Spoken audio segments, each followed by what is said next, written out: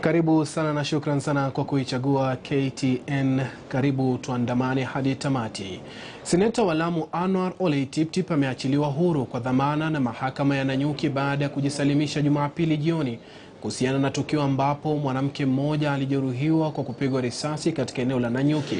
Seneta huyo anatuhumiwa kwa kumpiga risasi mwanamke huyo baada ya ugomvi kuzuka baina yao usiku wa kuamkia Jumapili. Ombi la polisi la kutaka kuendelea kumzuilia mshukiwa lilitupiliwa mbali na hakimu mkaazi Vincent Masivo akisema kuwa sababu zilizotolewa na upande wa mashtaka hazina uzito.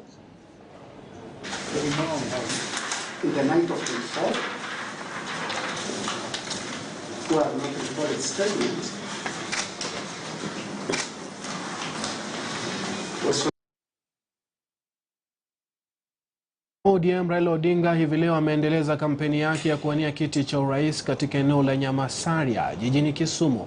Raila ambaye aliwahutubia mamia ya wakazi wa Kisumu alikuwa ameandamana na viongozi wengine wakiwemo gavana wa Kakamega Wycliffe Oparanya. Oparanya alimhakikishia kuendelea kumuunga mkono katika uchaguzi ujao. Nimeandamana na baba hapa kuleta azimio la amani. Tumetembea nchi hii yote na baba, na kila mahali naenda wanasema wakati huu ni baba. Hapa mnasema ni nani? Mnasema ni nani? Nyinyi mnajua mimi mwenyewe nimesimama na baba miaka hii yote. Mimi akili yangu ni timamu kabisa. Mimi si mwenda simu. Huyu baba tumekuwa na yeye miaka mingi, na mimi naona yeye anaweza kuleta mageuzo ya uchumi katika nchi hii. Wakati huu uchumi wetu iko chini kabisa kwa sababu ya COVID-19. Yeye ndio ana sera ambazo zinaweza kufufua uchumi hii, na pia ana ujuzi wa kutosha. Amekuwa kiongozi miaka mingi, na mimi kule Kakamega na Western mzima nimemshikilia. Wakati huu watu wa Western wote wako kwa Raila Amolo Odinga. Wafanyakazi wa chuo kikuu cha Moi wameandamana chuoni humo wakilalamikia kucheleweshwa kwa mishahara yao, kutotimiza matakwa yao kwa mujibu wa mkataba wa makubaliano CBA wa mwaka 2017-2021 ambapo serikali ilitoa fedha za kuongezea wafanyakazi wa vyuo vikuu mishahara miongoni mwa masuala mengine. Wakiongozwa na mwenyekiti wa UASU Dr. Richard Okero, wafanyakazi hao wamelalamikia uongozi mbaya wa chuo hicho wakidai kuwa juhudi zao za kufikia usimamizi kujadili changamoto zinazowakabili zimekuwa zikigonga mwamba.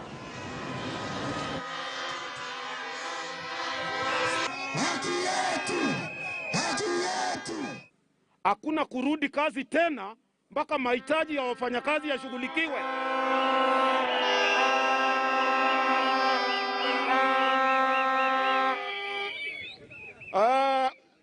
Kuanzia miaka michache imepita, utapeli mkuu sana umekuwa ukionekana katika hiki chuo cha Moi.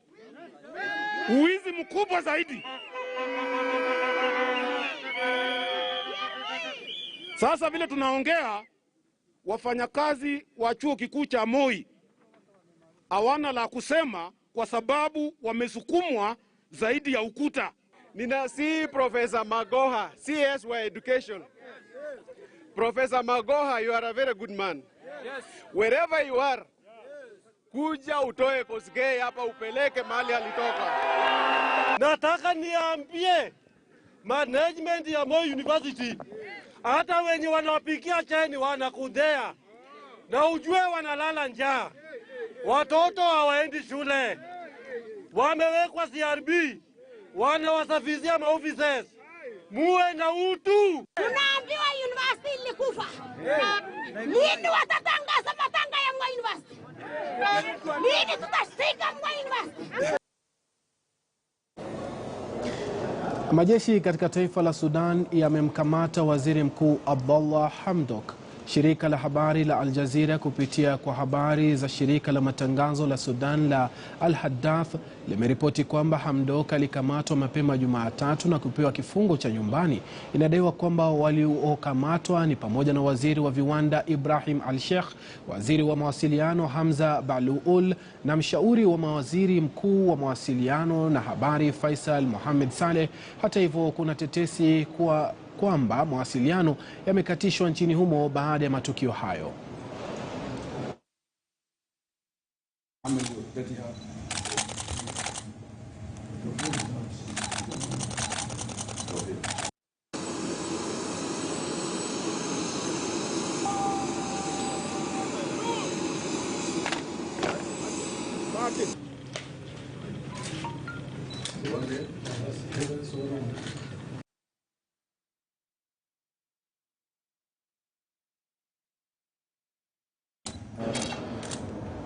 Na tukirudi hapa katika jiji la Nairobi, baadhi ya wawakilishi wadi katika kaunti ya Nairobi wametangaza kumuunga mkono Anne Kananu pindi atakapoapishwa rasmi kwa gavana ili kumwezesha kutekeleza majukumu yake bila vikwazo. Wakizungumza mtaani Kayole baada ya kuongoza shughuli ya kuchanga fedha za ujenzi wa kanisa, wawakilishi wadi hao wakiongozwa na Abdi Guyo aidha waliwataka wabunge kutenga baadhi ya fedha kwenye mfuko wa hazina ya CDF kwa ajili ya ujenzi wa madarasa katika shule za umma. Ningependa kuchukua hii fursa kushukuru koti kwa kumaliza kesi ya acting governor Anne Kananu na kupatiana ruhusa ya Anne kuapishwa kama gavana wa jiji la Nairobi, na sasa natumai atafocus na kufanyia wananchi kazi wa jiji la Nairobi. Kutoka hawa viongozi wawili washikane, nchi imeweza kutulia, nchi imeweza kupata amani, nchi imeweza kunufaika kiuchumi, kwa sababu mahali hakuna usalama uchumi haiwezi fana. Na kwa sababu hawa viongozi wawili wameshikana, jiji la Nairobi limetulia, hakuna kelele, hakuna vurugu, hakuna maandamano, na uchumi wa Nairobi unaendelea mzuri. Na uchumi wa Nairobi kiendelea mzuri, inamaanisha uchumi wa nchi pia iko sawa kabisa.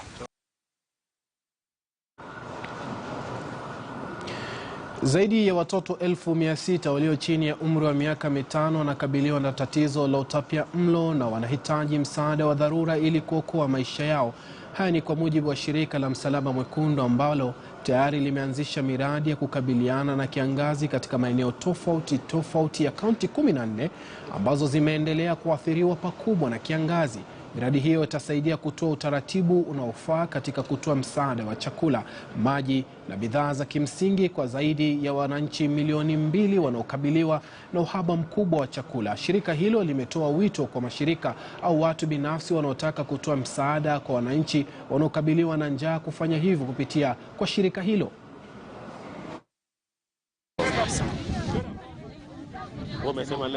Ukame huu unatuathiri sana. Kwanza kama wamama, watoto wa shule, hata pia wao hawapati chakula, wanakosa chakula nyumbani, wakienda shuleni pia wanakosa chakula, hata hawasomi vizuri, wameathirika. Pia kwa upande wa maji pia ikikosekana kwa mfereji tunatembea masaa 3 kupata maji. Kwa upande wa walemavu tuko wengi, si kwamba niko mimi peke yangu. Kuna wengine wako na hali tofauti, wengine wako hana miguu, wengine hawaoni, wengine hawasikii. Changamoto ni nyingi tumezipitia. Kwa hivyo tunaomba mara nyingine mkiwa mnatembea mtutembelee. Tumekuwa na ukame wa muda mrefu, na hata nakumbuka mwaka huu mwisho tulipata mvua za rasharasha mwezi wa 3. So wananchi wa sehemu hii wameathirika sana na hali ya ukame. Ningependa pia kushukuru shirika la Red Cross kwa ajili ya kuweza kuwasaidia na chakula. Chakula hii itawasaidia ili wapate nguvu ya kuendelea na maisha ya kila siku. There are some counties which ideally the bigger parts of the county is not very affected, but there are pockets which are very severely affected, as we are seeing in Taita here, the parts of Taveta and some parts of Wundanyi, they are very much affected. So we have been supporting, again, foodstuff. We are doing cash distribution in some areas, and most importantly, we are trying to support provision of water as much as possible through water tracking where other methods are not feasible. Huku msimu wa kuvuna ukianza katika eneo la kaskazini mwa bonde la Ufa, baadhi ya viongozi kutoka kaunti ya Elgeyo Marakwet wameitaka serikali kutenga fedha kwenye halmashauri ya nafaka na mazao NCPB ili kununua mahindi kutoka kwa wakulima. Haya yanajiri siku chache baada ya ripoti kubaini kwamba hakuna mahindi kwenye ghala la NCPB. We are in North Rift, where we grow a lot of maize. The farmers now are readying themselves to harvest maize. Some are in stores, full in their stores. Cereals board have no maize. They have no money to buy maize. The country is reeling with hunger. Turkana, Northeastern, is a problem with food. There's no food to be eaten. And we have excess food right here in North Rift for the entire country to eat. Now, does the government really have its priorities, or its priorities are actually upside down? Look now, the other day, our president, during Mashujaa Day, announced that he will set aside some money for the tea farmers, money for coffee, money for livestock. Where's money for the maize? We don't eat coffee. We don't eat tea immediately now. We don't eat livestock now. The important one, priority number one, should be maize. We need over 10 billion shillings to purchase maize from the farmers. There's no maize in cereal board. There's no maize in their stores. There's no maize to be distributed to the people, the hungry lot all over the place. There are hungry people in Ukambani, hungry people in Kilifi, hungry people in Northeastern, hungry people in Turkana. Where are our priorities? Kuna matumaini makubwa kwa ukeketaji pamoja na ndoa za mapema kupungua kwa kiwango kikubwa ifikapo mwishoni mwa mwaka 2022. Hii ni kufuatia juhudi zilizowekwa na serikali kwa ushirikiano na mashirika mbalimbali.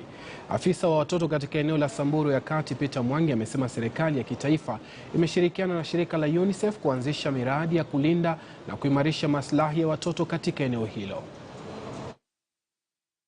Today we've taken the members of the county anti-FGM steering committee to do the validation, and we have validated the action plan where we are hoping that we'll have the cooperation of other partners and development partners to ensure that this vice of FGM will come to an end by the year 2022.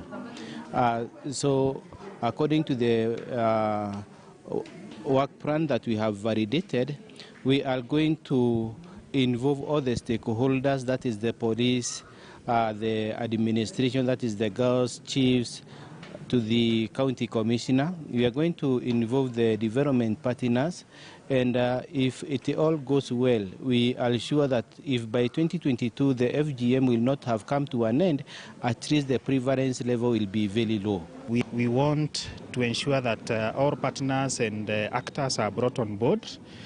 UNICEF has partnered with DCS in bringing various actors in place, and also to facilitate the activities in the fight against FGM. We have brought various NGOs, CBOs, government departments together to ensure that every action is coordinated in a manner that it is streamlined. Every partner is able to account for what he or she is doing. Mwakilishi wa kike wa kaunti ya Uasin Gishu Gladys Boss-Sholei kwa mara nyingine amesisitiza haja ya kupiga marufuku baadhi ya bidhaa za kemikali zinazotumika humu nchini kwa kile anachosema ni kuhatarisha maisha wa Kenya kwa kusababisha magonjwa kama vile saratani. Sholei aliwasilisha ombi bungeni mwaka 2019 kupiga marufuku baadhi ya kemikali zinazotumika shambani na manyumbani. Amesema kuwa inasikitisha kuwa bidhaa zilizopigwa marufuku katika mataifa ya ng'ambo bado zinatumika humu nchini. Sholei kwa sasa yuko mjini Nakuru ambako anakutana na kampuni zinazotengeza bidhaa asili wakisisitiza matumizi ya pareto badala ya kemikali hizo. They use pyrethrum-based products. Reason being is that the EU and other countries will actually send back any products or any flowers or foods that are sent out of Kenya and have any residue of harmful chemicals in them at all. But for the local market, because we do not have a minimum residue limit placed or a method for policing or undertaking spot checks on our foods, we find that the food sold in the local market is actually full of harmful chemicals because no one actually checks the Kenyan market. Whereas we are sending safe food outside Kenya, we are eating the unsafe food here in Kenya because of lack of a minimum residue limit set by our mandated institutions. Some of the companies that are actually bringing in these harmful chemicals into Kenya, the biggest ones are Bayer, which is a German-based company. There is also Dow, which is a United States of America-based company. Both those companies are only permitted to manufacture those chemicals for sale to a country that is irresponsible enough to permit the sale of those products in their countries. That one of those countries being Kenya. They are not permitted to sell it in their own country, but they are permitted to manufacture it and bring it into our own countries. And hence the reason why I have decided to commit myself, together with many other like-minded Kenyans, to this campaign to ensure that if it's not good enough for the country that manufactures it, that it's not good enough to be in our country. The argument that it will affect food security in Kenya is actually unfortunate and does not make any logic. If it's going to be expensive to produce food using organic pesticide or pyrethrum-based pesticides, then it is even more expensive to treat people for cancer or our children for brain damage. The country has to make a decision as to which is the bigger evil. Today, the Food and Agriculture Organization said that today is the World Food Day and that they are committed to ensure that there is food available for generations to come. What we seek as those who are like-minded with me on this campaign is that we don't seek to just have food. We seek to have safe and nutritious food. There's no point having food if it's going to kill me in few years to come through cancer or other kidney and neurological challenges. It is possible as a country to be able to say that even if the safe pesticides are more expensive, the country has been known to subsidize healthcare, it has been known to subsidize food production. Similarly, it can subsidize safe pesticides in order to ensure that they make a saving on having an unhealthy nation that is dependent on dangerous chemicals in order to produce food. I think with me, we have Justus. I think he will also, he's been involved in the development and growth of some of the safer pyrethrum products. Majeshi katika taifa la Sudan yamemkamata Waziri Mkuu Abdullah Hamdok. Shirika la habari la Al Jazeera kupitia kwa habari za shirika la matangazo la Sudan la Al Hadaf limeripoti kwamba Hamdok alikamatwa mapema Jumatatu na kupewa kifungo cha nyumbani. Inadaiwa kwamba waliomkamatwa ni pamoja na waziri wa viwanda Ibrahim Al-Sheikh, waziri wa mawasiliano Hamza Balul na mshauri wa waziri mkuu wa mawasiliano na habari Faisal Mohamed Saleh. Hata hivyo, kuna tetesi kwamba mawasiliano yamekatishwa nchini humo baada ya matukio hayo.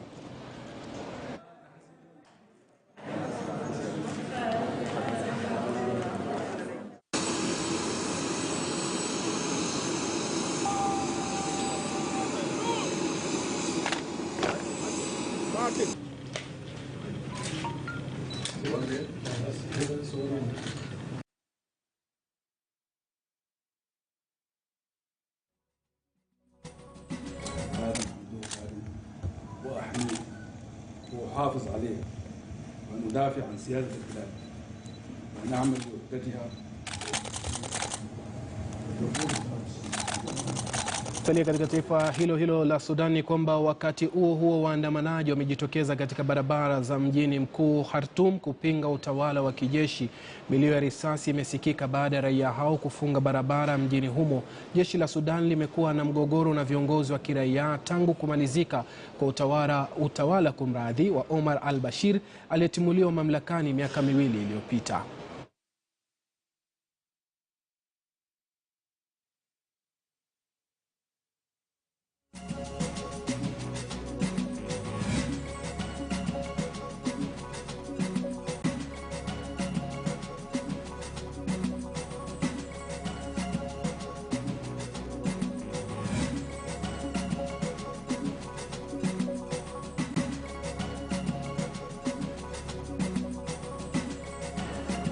Tukirejea humu nchini, tuelekea hadi katika kaunti ya Kericho ambapo wanasheria mjini Kericho wamemtaka Rais Uhuru Kenyatta kuheshimu amri ya mahakama iliyomtaka kukubali uteuzi wa majaji 6 waliosalia katika kundi la majaji 40 walioteuliwa. Wakizungumza baada ya kuanza warsha ya kuhamasisha umma kuhusu masuala ya sheria, msemaji wa mawakili katika eneo hilo Siele Sigira amesema kuwa ikiwa rais ataendelea kukaidi mahakama, basi majaji hao waapishwe kwa mujibu wa amri ya mahakama. Kuona vile katiba yetu inalinda raia, vile inalinda wale wanatafuta kupatiwa huduma ya kotini na huduma yoyote kisheria. Tunasihi sana rais wetu aweze kuteua wale majaji, alafu wananchi waweze kupata huduma. Sasa tuangazie makali ya kiangazi. Wanafunzi wengi katika maeneo ya Abdisamad, kaunti ya Garissa, wameshindwa kurejea shuleni kutokana na athari za ukame katika kaunti hiyo. Inasemekana wanafunzi wengi wanahama kutoka eneo moja hadi lingine ili kuwasaidia wazazi wao kutafuta chakula na maji. Hamza Yusuf ameandaa taarifa ifuatayo.